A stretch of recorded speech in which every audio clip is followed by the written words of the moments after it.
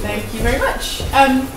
All right, so as I'm sure you've all already gathered, I have too many things to say, so I'm going to kind of pick some of them and hopefully give a kind of flavour of some of the ways that I think about this problem, which is extremely similar in lots of ways to the way that we heard in the previous talk. I think there are some differences, and there are some kind of ways I think that the debate can be helpfully framed, so hopefully I'll give a bit of a flavour for that.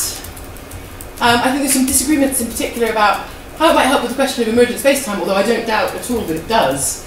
And then perhaps I don't really think this is a disagreement, but perhaps the biggest difference between the kind of functionalism that I've been advocating for a few years and perhaps what Chris was calling the Geneva approach is that I think that there is one, I mean, I think a lot of the meat of this debate is going to be in characterising the functional role, particularly. I don't want to say that there's only one way to do that, but I do think there's a rather promising way to do that that's been developed in what Chris was calling the Oxford approach. Cracks me up, there's something like an Oxford School of Spacetime Functionalism, especially since I'm not at Oxford and the person talks about it, but you know, it's only 40 miles down the road and I get it. That's true, and there are a number of people in Oxford presently. Yes, and it's very much inspired by Oxford. So I think there's a sort of, what I'd like to do here, if I can, is also give you a flavour for why I think one particular way of thinking about functional role is going to be really useful and applicable. As I say, it doesn't mean that should be the only game in town by any means. I do think functionalism is the only game in town, but I don't think that inertial frame functionalism, which I'll try and advocate, is the only game in town. But I think it's a good game, and people should get into it. All right. So as you can see from the outline, this is look, I'm going to do too many things, 6 things in a 40-minute talk. But I'll try and say some general things about spacetime functionalism, then tell you what inertial frame functionalism is. And this is the thing that may be too much to pack into a talk, but I mean, I think a lot of approaches to functions, the proof of the pudding is really in the eating. You need to talk about a functional role and then show how it's usefully applied to some particular piece of spacetime structure. So I'm going to try and give you a flavour for how that works in the case of inertial frame functionalism. And one example that was put to me is a counterexample to inertial frame functionalism. And perhaps I'm becoming more entrenched because I tend to think counterexamples are just grist to my mill, which is the most Oxford phrase. All right, so what's spacetime functionalism? Well, here's my version, and there are some subtleties here. Spacetime's a functional concept. The word concept there, I think, is important, actually, and it's important when one tries to articulate the differences between functionalism in this kind of realm and, say, philosophy of mind. That is a field or object spatiotemporal by virtue of playing a certain kind of role in our theory. Spacetime by virtue of what it does, not what it is. So the similarities should be things here. But why am I talking about concepts? I think that is an important question. It's very unfashionable to talk about concepts. I think that there are important differences between the project of functionalising something like space-time, which I do take it is a theoretical term. I mean, we might have something like folk theoretic platitudes about space and time, but I don't think anyone has any reliable folk theoretical platitudes about space-time. I think most of our folk theoretic platitudes about space and time boil down to kind of rather bad intuitions about preferred reference frames, for example, that we have known for a long time in physics. So I think one should think of space-time as a theoretical term, a term like electron or electromagnetic field, or pick your favourite thing that's not totally straightforward to pick out via ostension. And that we don't, the man on the street isn't a particularly reliable guide to the meaning of. So I think there's no theory-independent way to establish reference to space-time. That's going to change the game that we're playing here a little bit. I think that to some extent, I've spent a long time when I was thinking about space-time functionalism trying to work out how things I thought about space-time mapped onto all these debates in philosophy of mind. Debates about identity theories, role versus realizer functionalism. And one of the things I've started to think is that if the debate here has more in common with debates about thinking about theoretical terms and trying to think about how we evaluate concepts in physics than it does with the traditional mental functionalism debate. There's still some nice analogies, it's fun to bash the qualia analogy, right?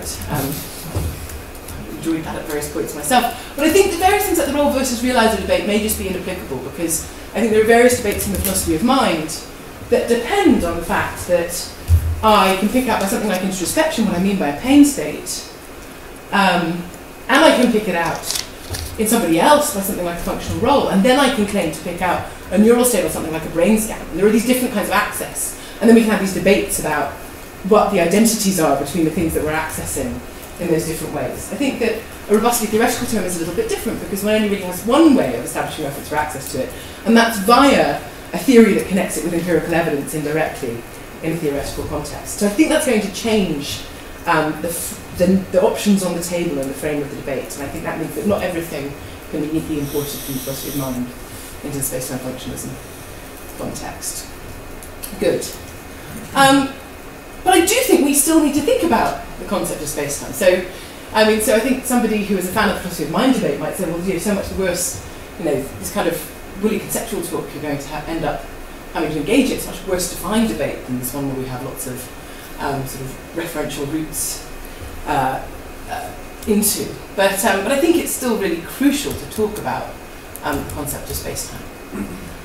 And the word concept automatically puts up red flags in certain kinds of traditions in modern philosophy. So I think one should say something about what one thinks this kind of debate is about. But there are good reasons why we don't think of ourselves as philosophers of science, as conceptual analysts anymore. It just looked like some kind of view where what we go around doing is stipulating necessary and sufficient conditions for the application of a theoretical term was a really hopeless project. It didn't take into account the fact that we seem to apply the same concept across different theories, but these concepts shift and change in awkward ways. If you think about entropy or kinetic energy or force and the way that those notions change across theories, you might think, well, a bit of a fool's errand to try and be pinning down concepts. But of course, if you think about, say, a concept like entropy, and you think about the debate that goes on at the moment about black hole thermodynamics and whether we can apply certain concepts in black hole thermodynamics, you can see that actually one of the roles for philosophers of physics has got to be something like working out under what circumstances we're applying concepts acceptably, picking out continuity conditions, at least working out to what extent some concept is continuous over theories. Because it looks like otherwise you're just at risk of kind of making rampant category mistakes or something like that. I mean, it seems like there's a substantive issue about whether thermodynamics applies to black holes. So there's still a lot of good conceptual work to be done in tracking, understanding how concepts change, in making sure you're not importing old conceptual assumptions in a context where the concept has changed in certain kinds of ways. And so the kind of view of this that I see this project being engaged in is seeing the philosopher not as this kind of necessary and sufficient condition giver, this stipulator or judge, but this sort of conceptual housekeeper, making sure that we know what we're doing when we try and move into new theoretical concepts. And I think that's really particularly important when you're keeping track of space-time structure in theories, because space-time has this very particular role to play in our theories. And in particular, it's associated, at least at the phenomenological level, if we think we've picked out space-time at the level at which we do experiments, it has a kind of automatic empirical import that other theoretical terms don't necessarily have. So most of what we do when we're doing measurements boils down to ultimately measuring some distances and times. And there are lots of assumptions you make about just the ability to read those off of space-time structure. And if you get those wrong, you're just going to get the empirical content of the theory wrong.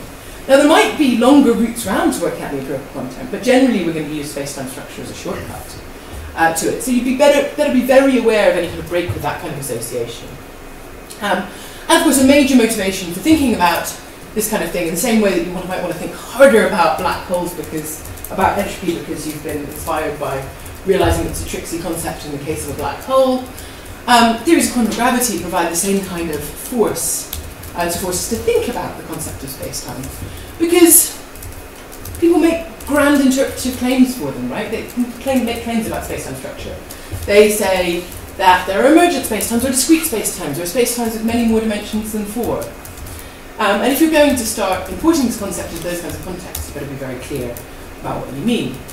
Of course, if somebody's very clear about what they mean, then there's only so much to the debate about whether it's still really space-time in this kind of project. It's just if someone wants to claim the space-time concept is enormously more flexible than, say, I think it is, it's not obvious that there's a deep metaphysics debate to be had, on my view. But you better be careful about what you're doing. That's the main point.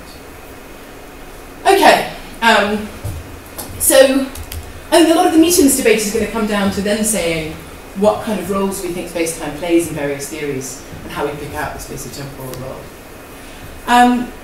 But before we do that, and I mean maybe this is sort of mostly preaching to the choir because obviously that's what you're really interested in, and you also some of this was said in the last talk. But even without the details, you can think about a couple of people who would object to space-time. I mean, I guess the question is, sometimes I give talks on spacetime functionalism, and everyone comes up to me afterwards and goes, "We were all spacetime functionalists all along. Who knew? What a great word for the view that everybody sensible had to begin with." And I think, in a sense, it's always tricky. People agree with you too much, obviously, where you distribute, right? But on the other hand, great. Let's just be really clear that that's what we're doing. But there are some people who would naturally object, and they do exist, and sometimes I find them a bit wild. The two kinds of people I characterise as the kind of mathematical fetishist. They might, hang out in Irvine sometimes. Although if you push them hard, they often become much more sensible. The trouble with any sort of extreme view is that often become sensible when you push it hard. So a mathematical fetishist thinks that maybe really just there isn't a big issue here. We can look at the mathematical form of theories and work out what space-time structure is. Another person is the kind of metaphysical fetishist, if you like. You might find them on the East Coast of the United States, sensible people in Europe, obviously. That's the kind of person who thinks that, look, we have a kind of metaphysical grasp on space-time, it's this sort of container, and we know what it is. You can say plenty about arguing against these views, but I think hopefully I'm preaching to the choir, so I'm going to say, like, both of these are just non-starters, right? You should be a space-time functionalist, because these are the other games, and they're bad games, so it's the only game in town. Any kind of mathematical criteria for working out what space-time is just going to fall on the fact that we're really good at using mathematics in thousands of different ways, and we can use geometrical tools to model all kinds of spaces that aren't space-time. It's a very hard ground point. You can also use very diverse objects to model a space-time. We know this from kind of theory. So thinking that, I see a metric and an associated affine connection, and thus I have identified a space-time, is not a particular helpful way, unless the word space-time there means something is a mathematical term or not. Jim Weddell sometimes tells me that I'm mistaking the mathematical word space-time for the physical word space-time. Again, fine, but let's be careful about what we mean.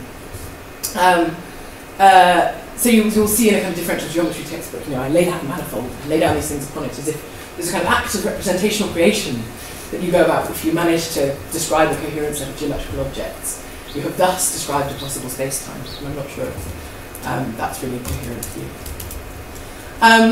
The containment view, what's wrong with that? Well, we've heard a bit about that. I mean,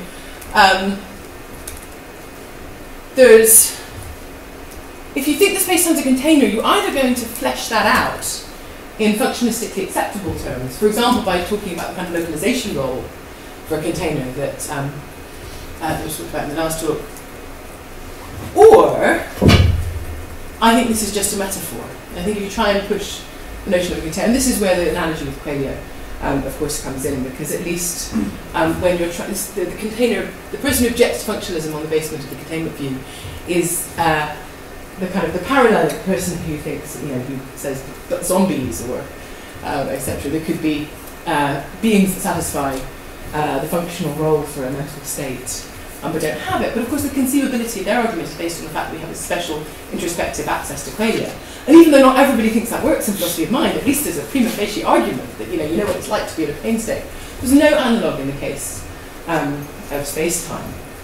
I think that once you've taken out the kind of functionalistically acceptable part of this view, you just have kind of metaphor left, and there's nothing very useful in it. So space-time functionalism is the only game in town.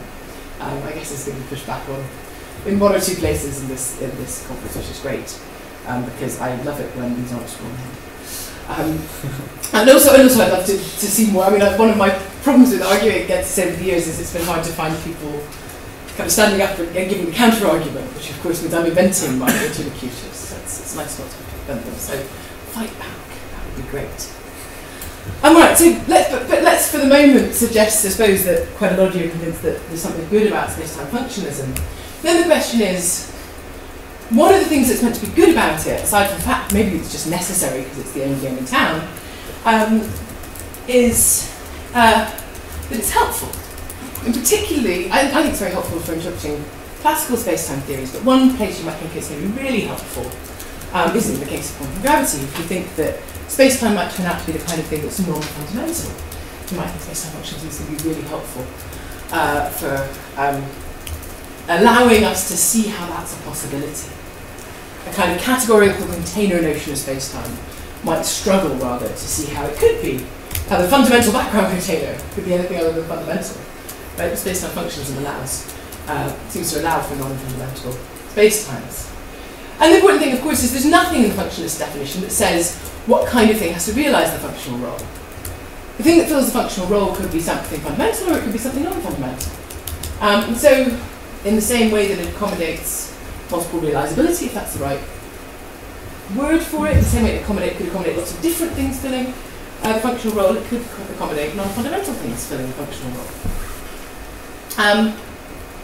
Now I think that, of course, what one counts as the thing that's filling the functional role is now going to depend quite a lot on rather more general points about how one thinks about levels in physics and how one thinks about physical ontology. If you're happy to reify non-fundamental entities, if you're kind of emergentist in the light sense that you think there's a whole load, I think there are tables and chairs and people and they're not fundamental, then I don't find it terribly edifying to say, oh, all there really are is fundamental stuff. But of course that's it's a metaphysical debate.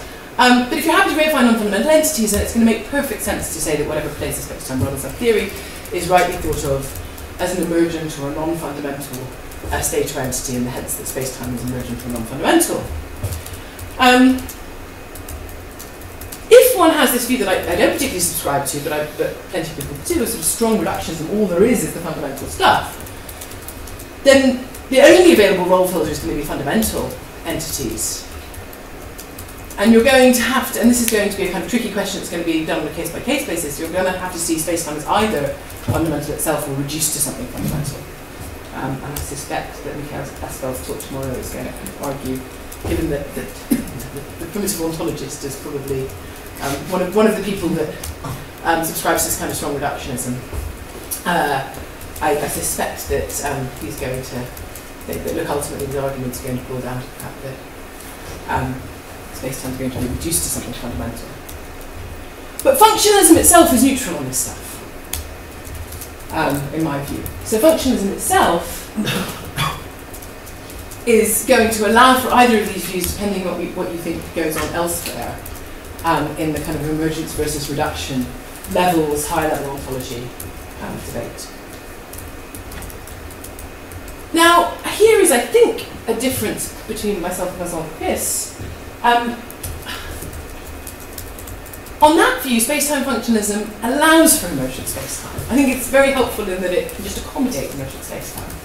But it's not really doing any work in explaining it, except in explaining how it's possible.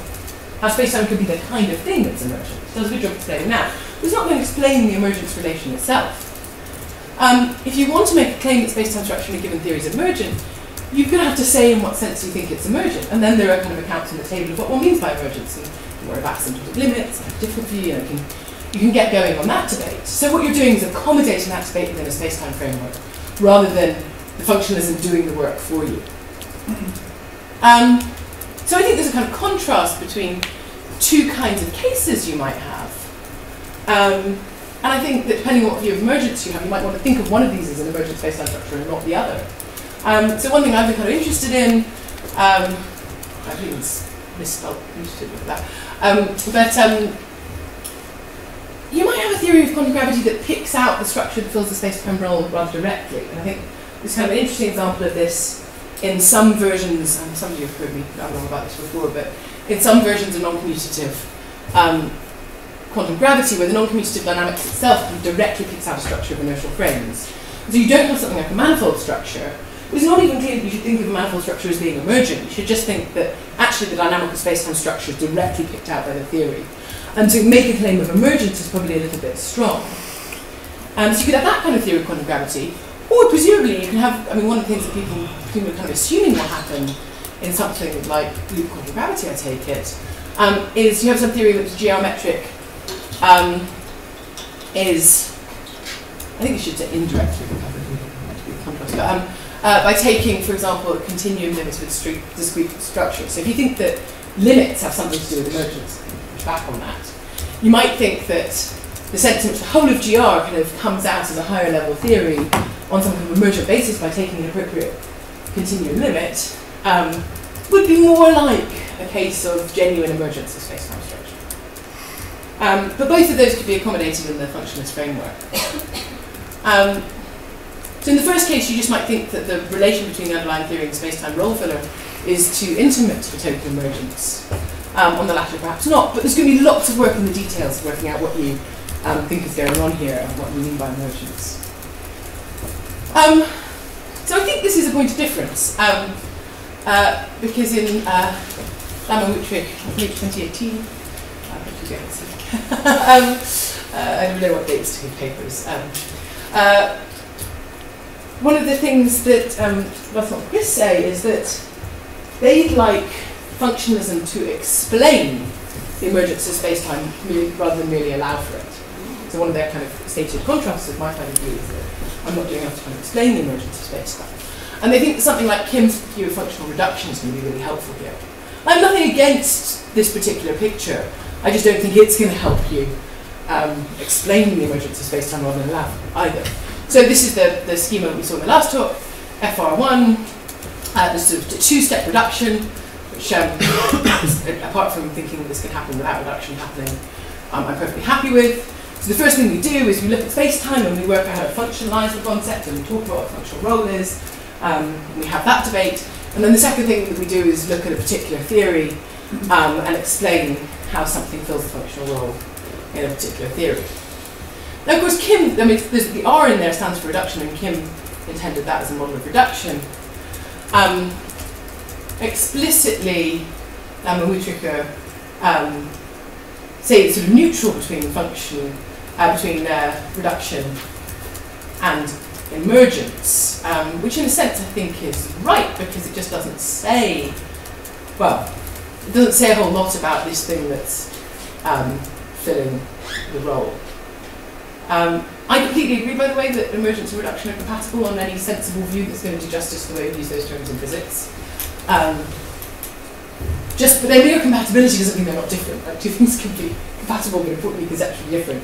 And I happen to think there's an interesting debate to be had about what we count as emergent structures within physics that has a lot to do with what one thinks levels are and what one thinks higher ontology is. That should characterise emergence in some ways that's compatible with reduction, but such that not all cases of reduction are cases of emergence. I think if you think that this could express one of two relations, reduction or emergence, you've got to think that there's some kind of account of, and you think there's any difference between those two things, you're going to have to acknowledge that we need some kind of account of emergence to cash it out if we want to talk about emergent spacetimes. I also think that you can perfectly well have something like that schema happening with nothing that looks like reduction or emergence on the table. In as much as I sort of take it that kind of definition just applies whenever I'm thinking of this project as looking into a theory and thinking which pieces of structure are space-time in this theory. I've got this kind of functionalized space-time concept, how do I apply it? And I think you can do that in cases where it doesn't look like there's any reduction or emergence around. So this is where I think the case of classical theories is important. I think one case for functionalism is the fact that it's a great way to think about general relativity itself. And it's kind of a blunt way you think, look, is the metric field space-time and general relativity? There are various debates that seem to turn on that. And then you say, look, let's define the space-time functional role, and the metric field plays that role. Fantastic, so metric field space-time. But there's no emergence or reduction going on in that picture. There's just a question of concept application. Like, people were arguing about whether the metric field should be thought of as a matter field or space-time field, and you come and you say, look, it's a space-time field because it plays the space-time role. So it looks to me like you can have something like this scheme, this FR1 and FR2 schema with reduction and emergence just being completely out of the picture. Maybe the problem is that you can't really apply the letter of that schema because it refers explicitly to higher level and lower level properties. And of course, what's going on in general relativity is not that you have higher level space-time and then you show how lower level metric field instantiates it. Although I actually think that, there are interesting debates to be had about how you can think about effective space-time structure in GR. Depending on how much you stick to is abstract. I suspect James might raise some of these interesting points in his talk. But look, I think that's fine. It perhaps might be absolutely true that the letter of that functional reduction schema only applies when you already have preconceived levels. But I also think that the whole job of an account of an emergence, if you wanted to explain the emergence of spacetime, part of what you'd be trying to explain is the levels talk in the first place. So if you only get out a kind of link to emergence by importing the thought that there are already two different levels that you're talking at, you're kind of presupposing the thing that you're claiming to explain. So I think this functional reductionist account presupposes some understanding of reduction emergence rather than explaining it. That doesn't mean I think it's a bad scheme. I just think that it's not going to do quite as much work as you might hope it does. There's going to be a separate debate to be had about whether particular entities in quantum gravity count as emergent. Okay, good. All right. When did we start? Oh, sorry, 25 past 11. 20 minutes. Right, good. Okay, so I think space-time functionalism, at this point, you're all on board. We disagree maybe about what it does for the emergence debate, but most of us think we should be space-time functionalists. What should we be doing now? Well, now I think what we should be doing is having a debate about the role that space-time plays in our theories. And despite the fact that I kind of push one role, I really don't think that means that there's a single universal role. I happen to think that there's a particular way of characterizing kind of a shorthand for a bunch of roles that turns out to be really handy. But I think there may be several, and I think that we can have constructive debates about the ways in which different kinds of roles for space-time come apart in different contexts and different theories. I think all the functionalist is really committed to is saying that's where the interpretive action is. When we're talking about interpreting space-time theories, one way to be really clear on what we're doing is to say, oh look, this bit of structure in this new theory is instantiating the space-time role in the following sense, and this one is doing a rather different thing. And that might be all there is to be said about some theory of quantum gravity, right? You might just have to note that there are two different kinds of roles being played by two different kinds of theory, two different kinds of structure. And I think that's all fine. I think debates about the interpretation of space-time theories are best conducted as debates about the sense in which different structures fill different possible roles for space-time. Of course, it doesn't mean there's nothing to choose between in all of the cases. I think sometimes you've got a very minimal role for space-time in one sense and rather a richer one in the other, and you can point out that that might lend credence to interpretive claims. So one place where I think that's going on, although it's slightly embarrassing, this is space-time functionalist view that kind of took David Wallace to point out to me. It's very hard to work out how and why I disagreed with some of this for a long time.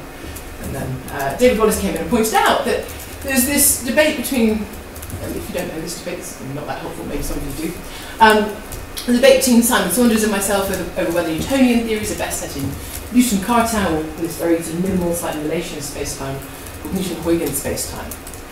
And I think one way of looking helpfully at that kind of interpretive debate was to realise that what's going on is that I had this kind of rich conception of space-time structure based on this kind of inertial frame functionalism, and Simon Saunders was operating this incredibly minimal notion of the role for space-time where it just expresses something like a maximal symmetry group.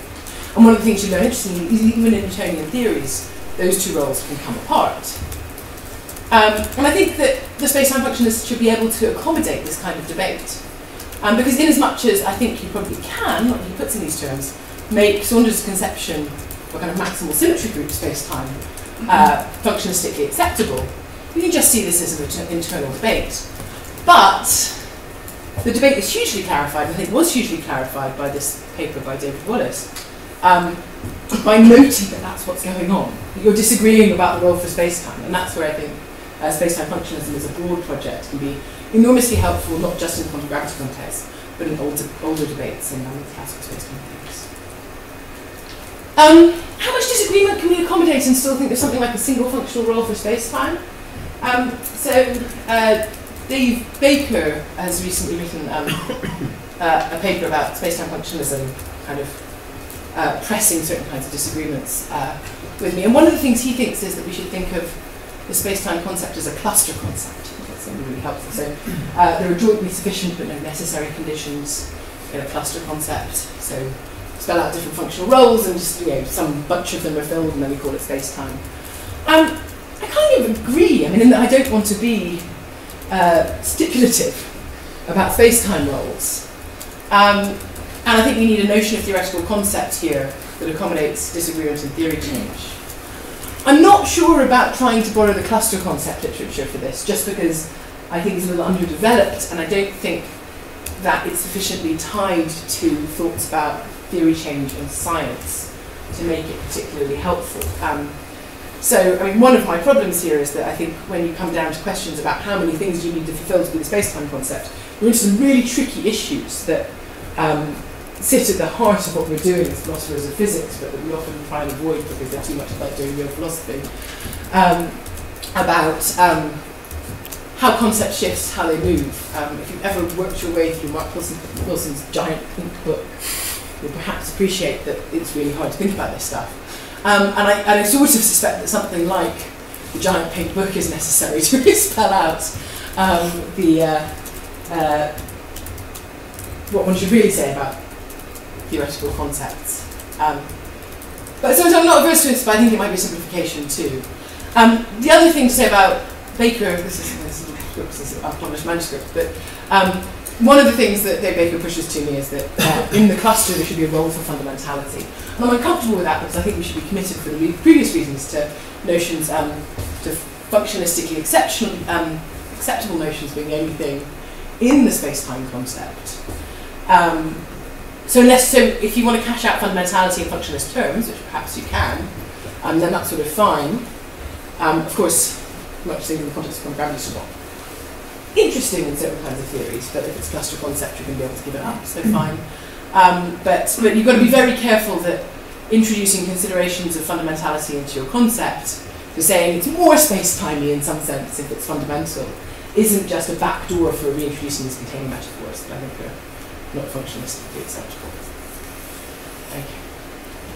So what is the functional role? Functionalists should let 1,000 flowers bloom, but all that said, because a lot of the interpretive work we're going to do on the individual theories is going to rely on a very reasonably, discreetly, parsimoniously articulated functional role, I think that there is a lot of work to be done by this view, this Oxford view, this view that's inspired by dynamical relativity of Harvey Brown and Robert Pooling.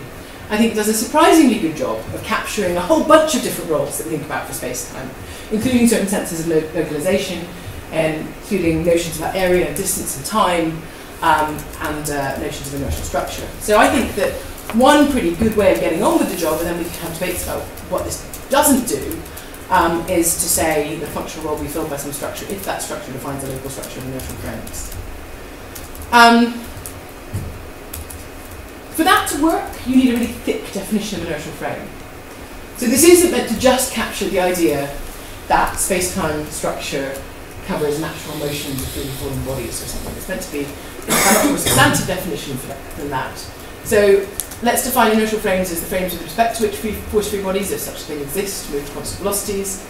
This is particularly important. The laws of physics take some form, particularly a simple one with respect to coordinates and inertial frame.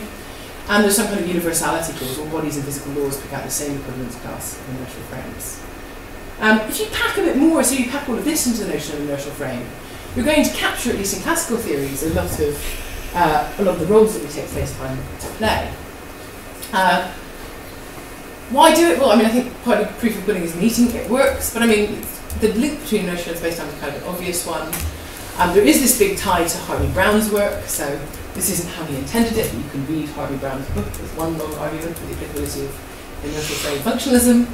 And perhaps this is very briefly saying, I think one of the nice things about this kind of view is that it's nice for things to tie into previously accepted bits of interpretative lore in philosophy of physics. And if you think hard about the definition of inertial frame functionalism, it implies a matching between the relevant symmetries, the external symmetries, the dynamics, and the space-time symmetries. So if you think that what you might call Ehrman's prescription, the idea that you match your space-time symmetries to your dynamical symmetries, is a large part of how we identify space-time structure, that's going to drop out of this definition. We're going to capture that in the definition. That's a nice desideratum. But mostly, I just think this works. This is really helpful. I think it's been helpful for me in sort of solving underdetermination debates of certain kinds. I think it's helpful in certainly some contexts in quantum gravity. And when people criticise it, I tend to think, oh, but wait, I can accommodate your count, for example. And then I think it's even better read. So I'm running out of time, but maybe perhaps I'll very quickly try and say one piece of structure. And this is a classical piece of structure. So perhaps if you're primarily interested in quantum gravity, this won't seem like a directly relevant example, but of course it is in some sense because it's a quantum example. And so,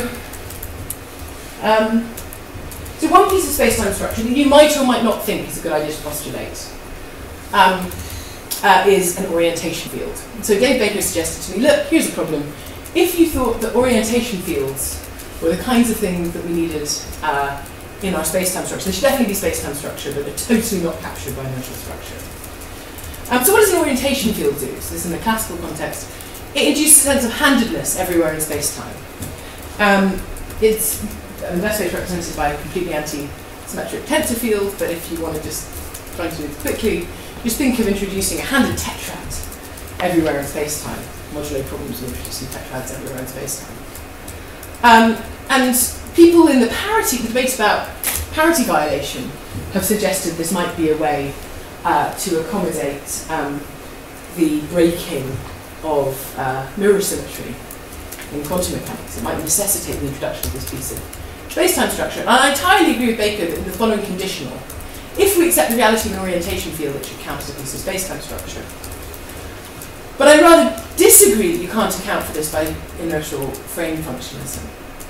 So this is really just meant to be an illustration of how strong a thick definition of inertial frames is and how much it can accommodate. So why introduce an orientation field in the first place? What's this debate all about? It's a little bit big. I've never been like this, I think, but hopefully this has crept into the philosophy of physics somewhere. So particularly in the early 2000s, there was this big debate in the literature about what was the right response to the parity violation features of the standard model. Oh, I've lost my image. I'm sorry. That's meant to be a picture of a beta decay being handed, and so you'll have to imagine your best non-mirror symmetric beta decay picture that you possibly can. But there's this famous 1957 experiment that we found terribly illuminating, well, surprising, which showed that certain kinds of quantum processes are not mirror symmetric. There's a left-handed preference in these kinds of processes. So beta decay is one such process. And then the idea is that, well, maybe we want to introduce, and I'm not endorsing this argument, but here's an argument you might have. You might want to introduce a space-time structure to accommodate this. So we have certain phenomena and underlying physics which are not symmetric under parity transformations, under mirror symmetry.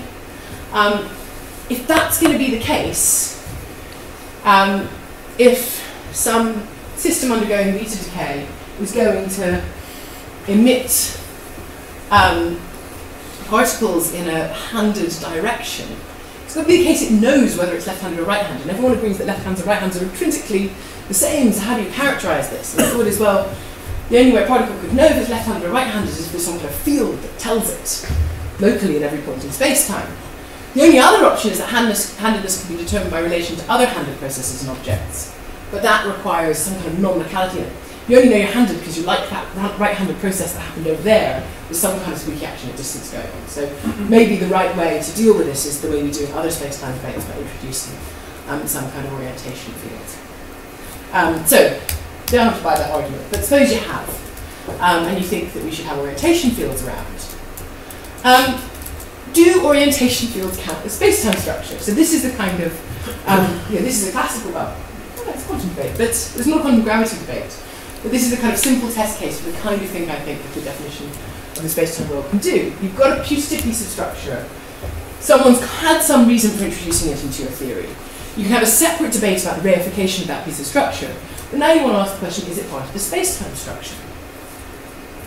Now, for the inertial frame functionalist, that's going to depend on whether an orientation field plays a role in defining the structure of inertial frames. Now, there's no question that an orientation field doesn't completely characterize space-time. It's not a rich enough structure. But you might think in a parity-violating universe, might an orientation field alongside the metric and connection play a role in determining inertial structure and its counterpart of the space-time structure? I think the answer to that is just yes. Exactly the reason why you think an orientation field might be part of space-time structure is because it does pick out something like a set of preferred reference frames. The preferential handedness you see in beta decay is a consequence of the fact that only left-handed components given Dirac fields couple to W bosons. So it's a handedness in the electroweak interaction. The laws governing electroweak interactions distinguish between right and left components of a field. And the relevant sense of left and rightness is referred to the handedness of a standard Cartesian coordinate system.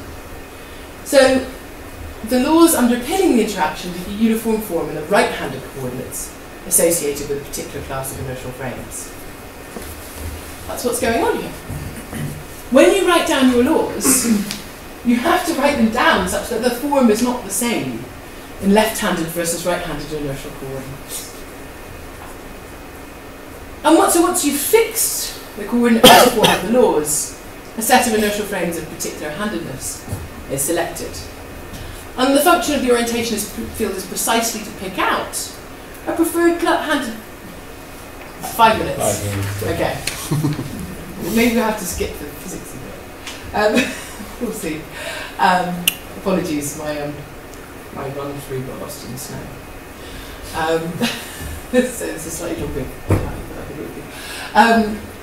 So the function of an orientation field is precisely to pick out a preferred class of tetrad fields and their associated coordinates, to pick out a set of inertial frames. And maybe that's weird because we aren't used to thinking of inertial frames as the kind of thing that come with handedness, but it looks like if you really absorbed this kind of parity lesson and you bought this argument for the orientation field, that's exactly what you'd be buying. You'd be buying into the idea that it wasn't, you couldn't describe the laws of physics in the same form equally well in left and right-handed coordinates. You were picking out preferred inertial structure. So I think I will skip over this. I mean, the trouble is that there's a problem in the midst of all of this. And this is so, what you do when you actually, when you just pick out the left-handed versus the right-handed components in the Dirac field, is you write down these definitions in terms of the usual gamma matrices. And there is a complication here. There's a weird kind of symmetry. And there's a weird kind of underdetermination. Because if you described all of this in terms of, if you swapped the sense of your coordinates, precisely what you'd end up doing is swapping these two definitions. So there's a kind of symmetry within the asymmetry, a descriptive redundancy here. You can choose to represent the form of the laws with respect to right-handed or with respect to left-handed coordinates. And you might worry about how that plays into the debate. So there's something very tricksy about this asymmetry because you have a kind of freedom to pick whether you want to sort of start off trying to describe the whole thing in one sense or another. In fact, you have a kind of freedom to pick whether your orientation field is left-handed or right-handed in the first place. And if you've picked a left-handed orientation field, of course that has no meaning until you've written down the orientation field. But if you picked a sense of orientation field, then the laws will have to take a particular form. And if you pick a different sense of orientation field, the laws will have to take a different form. And those two formulations are empirically indistinguishable. And that's the heart of a lot of the debate about orientation fields. They look kind of unpleasantly underdetermined. Is that a problem for the inertial frame functionalist? Well, look, no. And I think there is a reason why I think it's sort of interesting more broadly for this kind of project, because it says something about methodology. The kind of underdetermination that comes because you have a choice about whether you start off representing everything in a right-hand set of coordinates or a left-hand set of coordinates reflects an underdetermination in the definition of an orientation field to begin with. So you can perfectly well use that as an argument not to introduce this piece of structure into your theory in the first place. But if you have decided to reify a piece of structure, once you have, it has a perfectly sensible connection to the notion of an inertial frame. It's a piece of structure that's underdetermined, not the, and the notion of inertial frame is underdetermined as a result of that. So I think that methodology is part of the functionalist view. Because to some extent what one should do is settle questions about what kinds of structure you admit into your ontology. And of course this actually spreads out to the point about the emergence debate. You have to puzzle out what kinds of things you think. If you think that the emergence question is partly what you admit into your higher level ontology, you sort those questions out independently of the space-time question. And then you use your space-time functionalism to work out which of those things that you decided to accept into your ontology count as space-time structure. Okay. The more general moral of this is that, if you do proper credence to the kind of insight that Harvey Brown had and uses rather rich notion of inertial frame functionalism can cope with a lot more than people often think it can. So why did Dave Baker think this was a great counterexample to my view, and I think it's grist to my mill, right? Well, I think people sometimes think that inertial frame functionalism is just capturing one tiny little element of a space-time role, namely the possibility of capturing the inertial trajectories of bodies. But the whole point about that rather rich definition of inertial frame that included the form of the laws was that it does an awful lot more than that. So Baker thought this was a counterexample because the inertial trajectories are totally unaffected by the introduction of a sense of handedness. But a richer notion of inertial frame captures much more of that. And again, I think that richer notion of inertial frame is the kind of thing that starts to capture questions of localization, questions of space-time area and volume. There's more argument needed there. But I think it does quite a lot to capture a lot of the functional roles that we want. So it's a great project to kind of get on with, trying to interpret space-time theories with. We may discover it doesn't work in certain contexts, and I'm not going to be surprised when that happens. But I think that it's extremely useful to at least have some kind of shorthand for this non-complicated functional role on the table. And I think this edition does that quite well. All right, so conclusions. We should be space-time functionalists. The position allows for emergent spacetimes, but doesn't explain the emergence of spacetime.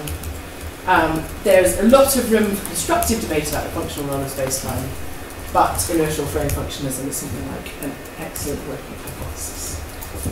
Thank you very much.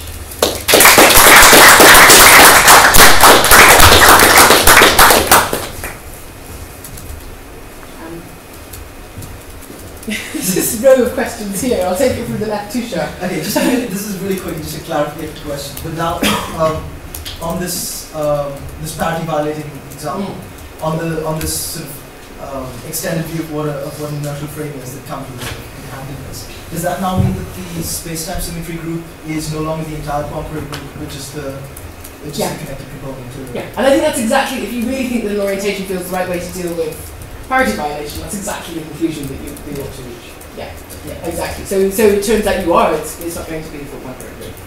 You're going to restrict yourself to only, to only those concrete transformations which preserve the sense of the orientation field. James? Thanks. So consider general relativity with historic frameworks, for instance, then locally metric and symmetries of space-time. And I take it that's why the inertial frames functionalist and metric field takes out structure of inertial frames and so should qualify as spatiotemporal. Yeah. But I think Harvey has also stressed that, this can at best be a necessary condition for the metric field to have chronogeometric significance. So you need the existence of stable rods and plots that need to be boostable, etc. So I guess my concern about inertial frames functionalism is it doesn't take into account these other factors. So you can imagine a case in which metric and dynamical symmetries locally coincide, you just can't build any rods and plots. And then should you count the metric field to be spatiotemporal in that case? So I'm interested to know how an inertial frame functionalist would reply to that kind of worry. And I think, by the way, Tushar might articulate. It's definitely saying exactly the same thing. So good. So I think this is one of those places where this is a housekeeping rather than a stipulative project, in the following sense. If there are rods and clocks somewhere else in your theory and they're surveying some other kind of metric, then there's a real debate to be had about whether you're pushing out the correct set of inertial frames. Right. If there is nothing like an ordinary measuring device in your theory, then of course the sense in which you have full spatiotemporal significance in the normal empirical sense is attenuated. But one can at least say, look, I have space-time structure in this sense. So as I say, if you stick to your output, I think one might apply this, so the sort of the string theory case is an interesting case of this. You have these cases where you have a metric that's picking out an inertial structure in some space that's incredibly far removed from an empirical space, and it's not from a logical space. But at least if one notes that it's playing the same kind of role that the metric does with respect to phenomenological dynamics, one can pick out a sense in which it's taking a space-time role.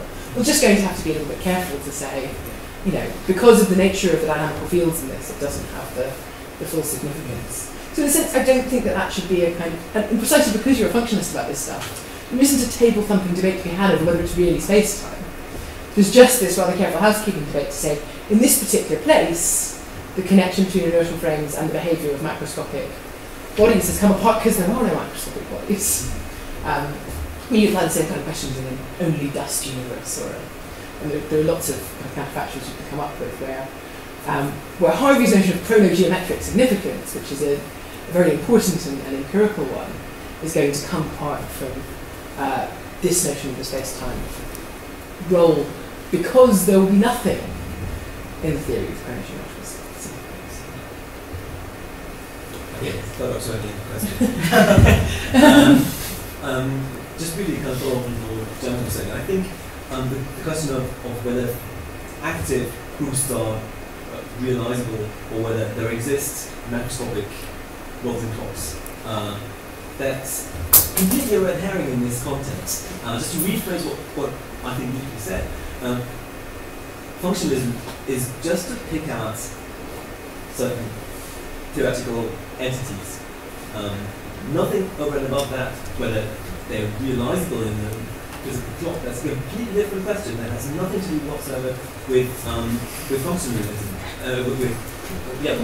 With functionalism, or the way we use functionalism as this reference picking device. But this leads me to a wider question, namely, you said functionalism is the only game in town, and I think there are two interesting questions there. Firstly, how many games are there? I think the whole debate would benefit a lot from opening our textbooks of philosophy of mind and going through all the various variants of functionalism. You mentioned at the beginning something like the folk theoretic platitudes. That would correspond to something like common sense functionalism. But of course we've got things like empirical functionalism or theoretical functionalism. And then the second kind of subcategory would be, well, the theoretical roles. How do we characterize them in terms of their causal roles, which is the one aspect of the empirical functionalism, or by their theoretical roles. If it's the theoretical role, that's clearly what you seem to be saying. Well, there are some well-known problems in the philosophy of mind. So I think it would be extremely rewarding to look very closely at the analogues, the counterparts of the philosophy of mind kind of functionalism and philosophy of physics kind of functionalism. Yeah. So, I mean, I have tried to do that, and one of the things I've come to is precisely because I think this debate has more in common with perhaps thoughts about kind of Lewisian ways of defining theoretical terms than it does with the philosophy of mind debate.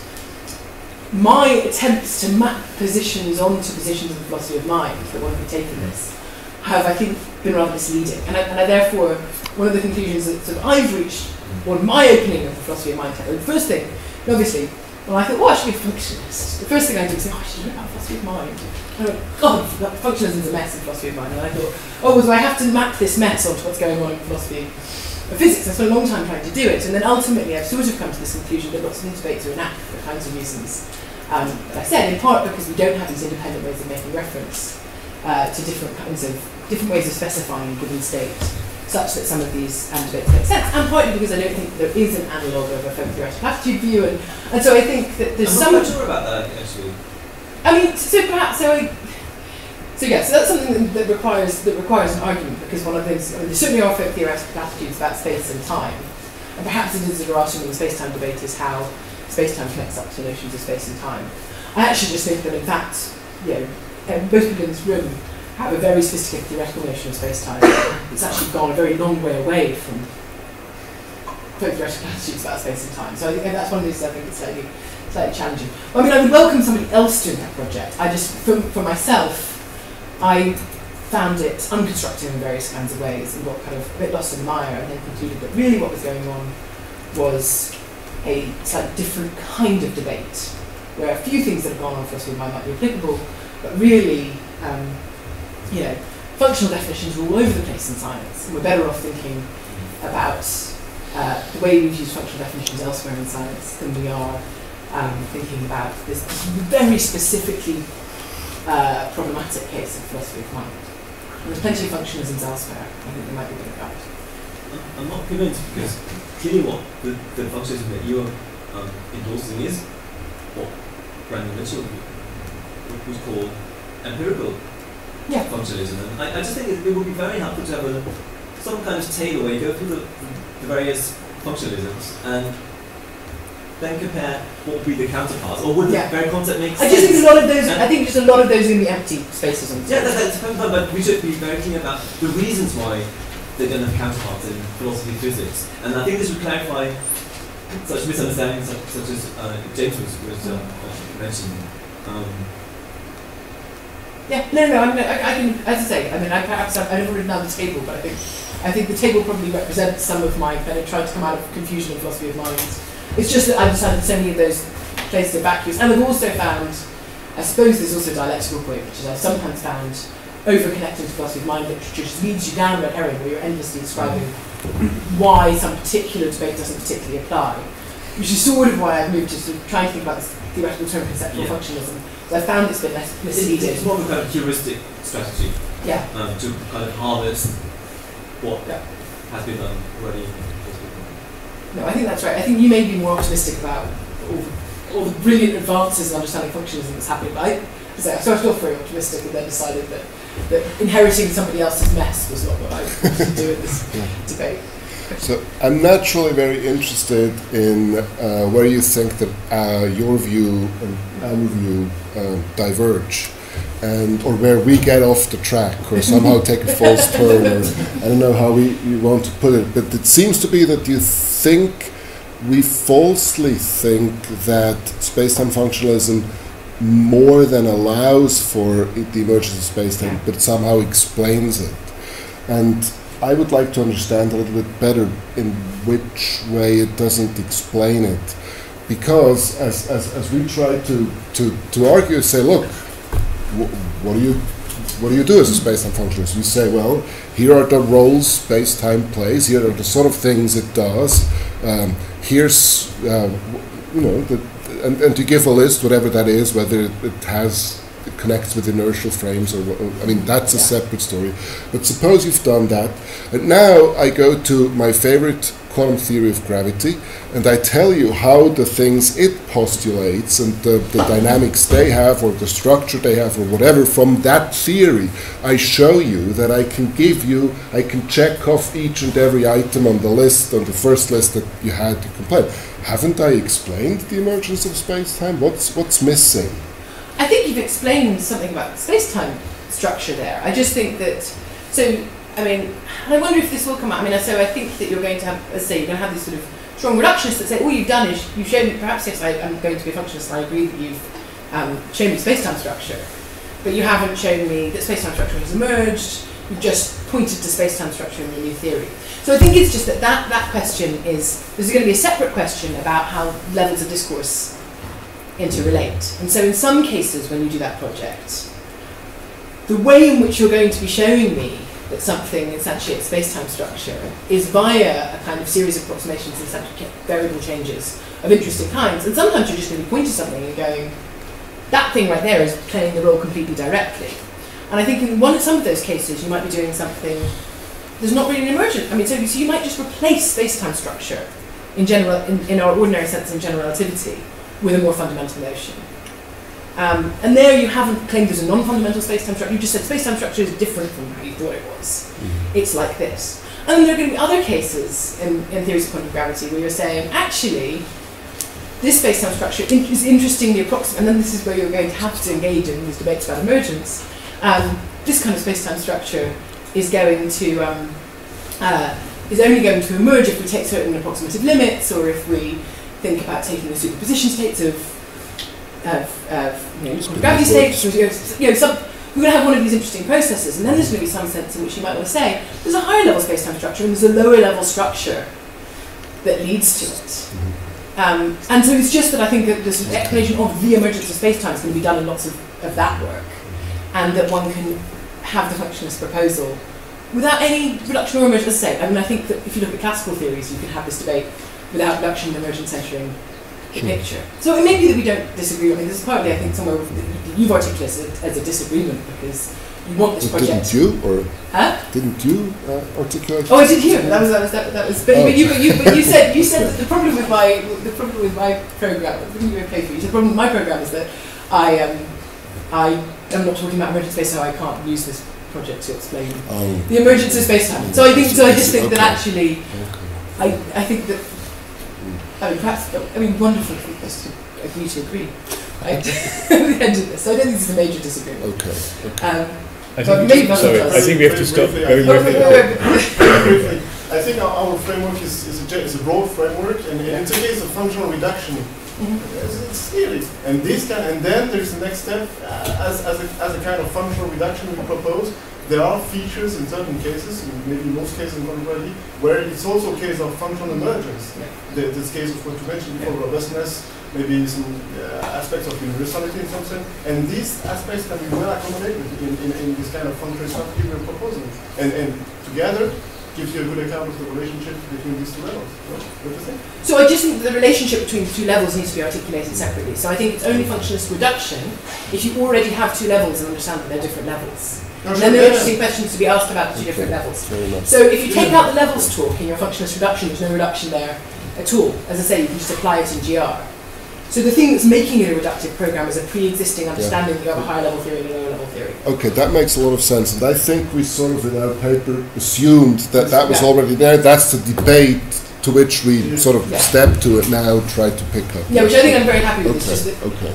Yeah, if you're doing it in the classical context, you're not going to be having that debate. No, of course. You're doing the same thing, effectively. Yeah. Okay. Okay. Right. We're all happy now, so let's thank you again for this.